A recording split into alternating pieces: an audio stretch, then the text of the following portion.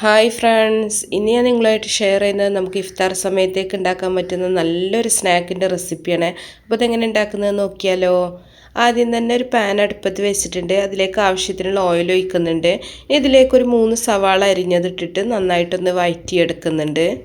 നമുക്ക് കുറച്ച് ഉപ്പും കൂടെ ചേർത്തിട്ടൊന്ന് വഴറ്റിയെടുക്കാം. ഉപ്പ് ചേർത്ത് വഴറ്റുമ്പോൾ സവാള പെട്ടെന്ന് തന്നെ വഴന്ന് കിട്ടും. അപ്പോൾ നല്ല പോലെ ഒന്ന് വഴന്നതിന് ശേഷം നമ്മളിതിലേക്ക് ഒരു ചെറിയ കഷ്ണം ഇഞ്ചി ചെറുതാക്കി അരിഞ്ഞതും അതുപോലെ കറിവേപ്പില അരിഞ്ഞതും കൂടെ ചേർത്ത് കൊടുക്കുന്നുണ്ട്. അപ്പോൾ ഇഞ്ചി നിങ്ങൾക്ക് വേണമെങ്കിൽ ചതച്ചിട്ട് ചേർക്കാം. ഞാനിവിടെ ചെറിയ കഷ്ണങ്ങളാക്കിയിട്ട് അരിഞ്ഞിട്ടാണ് ചേർത്തിട്ടുള്ളത്. അപ്പോൾ കറിവേപ്പിലൊക്കെ കൂടുതൽ ചേർക്കണമെന്നുണ്ടെങ്കിൽ കൂടുതലായിട്ട് ചേർക്കാം കേട്ടോ. അതൊക്കെ നിങ്ങളുടെ ഇഷ്ടം പോലെ ചെയ്യാം.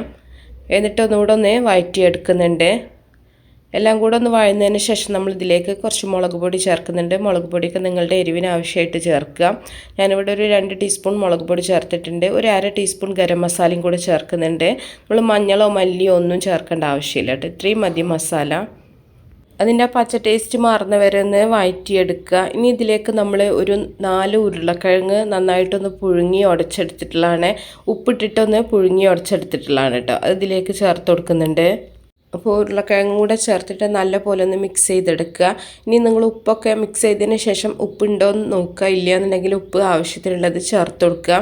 അപ്പോൾ ഉരുളക്കിഴങ്ങ് ഞാൻ വേവിച്ച സമയത്ത് ഉപ്പ് ചേർത്തിട്ടാണ് വേവിച്ചിട്ടുണ്ടായിരുന്നത് കേട്ടോ. അപ്പോൾ നിങ്ങൾ ഉപ്പ് ചേർക്കാതെ വേവിക്കുകയാണെന്നുണ്ടെങ്കിൽ ഈ ഒരു സമയത്ത് ഉപ്പ് ചേർത്തിട്ട് നല്ല പോലെ ഒന്ന് മിക്സ് ചെയ്തെടുത്താലും മതി. നന്നായിട്ടൊന്ന് മിക്സ് ചെയ്തിട്ട് നല്ല പോലെ ഒന്ന് ഉടച്ചെടുക്കുക. അപ്പോൾ ഇതിലേക്ക് മല്ലിയില വേണമെങ്കിൽ നിങ്ങൾക്ക് ചേർത്ത് കൊടുക്കാം കേട്ടോ. ഞാനിപ്പോൾ ഇവിടെ മല്ലിയില ഇല്ലാത്ത കാരണം ചേർത്തിട്ടില്ല. മല്ലിയില ഉണ്ടെങ്കിൽ ചെറുതാക്കി അരിഞ്ഞ് ചേർത്ത് കൊടുക്കുക.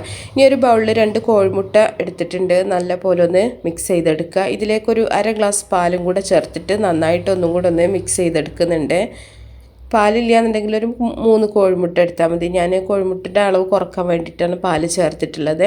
ഇനി ഒരു പ്ലേറ്റിൽ നമ്മൾ കുറച്ച് സേമിയാണ് എടുത്തിട്ടുള്ളത്. സേമിയ ചെറുതാക്കി ഒന്ന് മുറിച്ചിട്ട് അതെടുത്തിട്ടുണ്ട്. സേമിയക്ക് പകരം നിങ്ങൾക്ക് ബ്രെഡ് ക്രംസോ അല്ലെങ്കിൽ ഓട്സോ നിങ്ങൾക്ക് എടുക്കാം. ഇത് മൈദയാണ് കേട്ടോ. ഒരു പ്ലേറ്റിൽ നമ്മൾ കുറച്ച് മൈദപ്പൊടി എടുത്തിട്ടുണ്ട്. ഇനിയിപ്പം നമ്മുടെ ഈ ഒരു മിക്സ് ചൂടാറിയതിന് ശേഷം നമ്മൾ കയ്യിൽ ഓരോ ഉരുളകളാക്കിയിട്ട് ഉരുട്ടിയെടുക്കുക.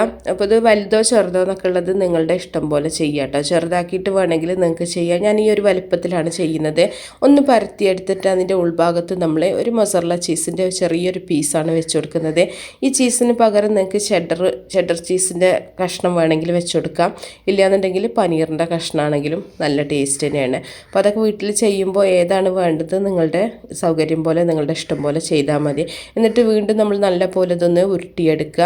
ഇനി നമ്മൾ മുട്ടയുടെ ആ ഒരു മിക്സിലൊന്ന് മുക്കിയെടുക്കുക. പിന്നെ നമ്മൾ മൈദയിലാണ് ഒന്ന് റോൾ ചെയ്തെടുക്കുന്നത് കേട്ടോ. ഫസ്റ്റ് നമ്മൾ മുട്ടയുടെ മിക്സിൽ മുക്കിയിട്ട് മൈദയിലൊന്ന് റോൾ ചെയ്തെടുക്കുക. വീണ്ടും നമ്മൾ മുട്ടയുടെ ആ ഒരു മിക്സിലൊന്ന് മുക്കിയിട്ട് സേമിയയിലൊന്ന് റോൾ ചെയ്തെടുക്കുകയാണ് ചെയ്യുന്നത്. അപ്പോൾ 2 പ്രാവശ്യമായിട്ട് നമ്മളിത് ചെയ്തെടുക്കുന്നതുകൊണ്ട് അതിൻ്റെ ആ ഒരു പുറത്തെ ലെയർ നല്ല ക്രിസ്പായിട്ട് നമുക്ക് കിട്ടും.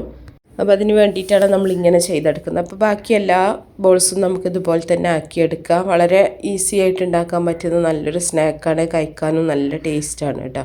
അപ്പോൾ എല്ലാം ഇതുപോലെ ഉരുട്ടിയെടുത്തിട്ടുണ്ട്. നമുക്കിത് ചൂടായിട്ടുള്ള ഓയിലിൽ ഫ്രൈ ആക്കിയെടുക്കാം. അപ്പോൾ ഓരോ ഭാഗം റെഡിയാവുന്ന സമയത്ത് നമുക്ക് തിരിച്ചിട്ടിട്ട് 2 ഭാഗം നല്ല പോലെ ഒന്ന് മൊരിച്ചെടുത്താൽ മതി. അപ്പോൾ ഇതുപോലെ ആക്കിയിട്ട് നമുക്ക് ഫ്രിഡ്ജിൽ വെക്കുകയാണെന്നുണ്ടെങ്കിൽ നമ്മൾ നോമ്പ് തുറക്കുന്ന കുറച്ച് മുമ്പായിട്ടൊക്കെ നമുക്കിത് ഫ്രൈ ആക്കി എടുത്താൽ മതി. അപ്പോൾ ആ ഒരു ക്രിസ്മസൊക്കെ പോകാതെ തന്നെ നമുക്ക് കഴിക്കാൻ പറ്റും. അപ്പോൾ എല്ലാവരും ഉണ്ടാക്കി നോക്കണം കേട്ടോ. തീർച്ചയായിട്ടും വളരെ ഈസി ആയിട്ട് ഉണ്ടാക്കാൻ പറ്റുന്ന ഒന്നാണ്. ഉണ്ടാക്കി നോക്കിയിട്ട് നിങ്ങളുടെ ഫീഡ്ബാക്കൊക്കെ അറിയിക്കുക. അതുപോലെ ഇഷ്ടപ്പെട്ടാൽ നിങ്ങൾ ലൈക്ക് ചെയ്യാൻ മറക്കരുത്. അതുപോലെ ഷെയർ ചെയ്യാനും മാക്സിമം സപ്പോർട്ട് ചെയ്യാം. അപ്പോൾ നല്ല റെസിപ്പികളൊക്കെ ആയിട്ട് നമുക്ക് അടുത്തൊരു വീഡിയോയിൽ കാണാം. ഓക്കേ.